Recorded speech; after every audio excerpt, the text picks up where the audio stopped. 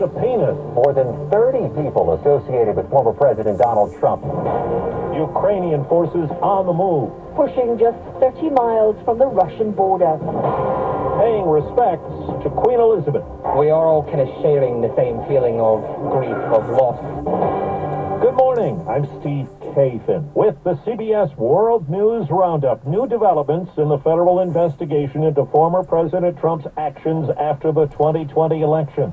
CBS's Scott MacFarlane on moves targeting people close to him. More than 30 people associated with the former president have received federal grand jury subpoenas, some of them in the past week, and at least 2 of them had their phones seized as well. Multiple knowledgeable sources tell CBS News the investigation branches into at least 3 areas. The alleged attempt to submit fake electors to overturn the 2020 election, the money spent to overturn the election by Trump's super PAC Save America, and finally into Trump's Stop the Steal rally January 6th. Now to Ukraine, where government troops have recaptured about 2,000 square miles of territory in recent days. It's a counterattack that has raised questions in Russia about the war effort. Here's CBS's Deborah Patta. Seizing the momentum, Ukrainian troops continue their remarkable advance as they win the admiration of liberated towns and villages. Our troops were so smart, said this woman. The Russian soldiers ran away so fast. They planned this really well. It's a decisive strike against Moscow's ability to resupply their forces. They left all their explosives and ammunition here, said this Ukrainian soldier.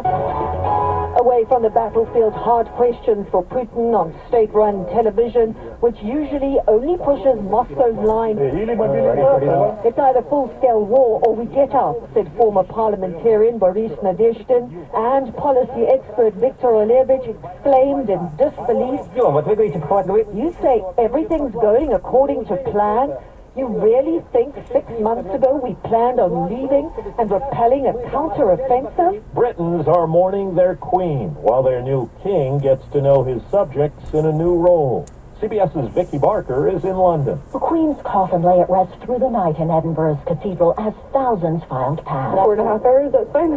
Wait, even longer if it has to. She means so much to everybody, and it's just heartbreaking that she's going. King Charles III is in Northern Ireland today, receiving condolences from the anti-royalist leading party Sinn Féin. Local politician Naomi Long says the near universal respect for the late Queen will likely transcend any tensions. People can recognise, I think, greatness in a person, irrespective of those issues. Here in London, an eerie scene overnight as troops rehearse tomorrow's massive military procession, which will carry the Queen's coffin to Westminster Hall. People have already begun waiting in line for the official lying in state, which doesn't begin till tomorrow afternoon. Vicky Barker, CBS News, London. TV royalty gathered last night. Succession won Best Drama, Ted Lasso Best Comedy to headline the Emmy Awards.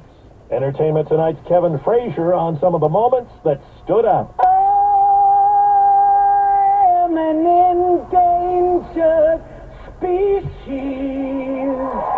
Stunned at winning her first Emmy for Best Supporting Actress in the ABC comedy Abbott Elementary, Cheryl Lee Ralph, the second black woman to ever win the award, stunned the audience with a show-stopping speech. This is what believing looks like. It was a big night for first-timers and people of color after the Television Academy faced scrutiny a year ago for a lack of diversity in winners. Lizzo! Among the victorious newcomers, recording artist Lizzo, taking home her first Emmy for her series, Lizzo's Watch Out for the Big Girls. When I was a little girl, all I wanted to see was me in the media.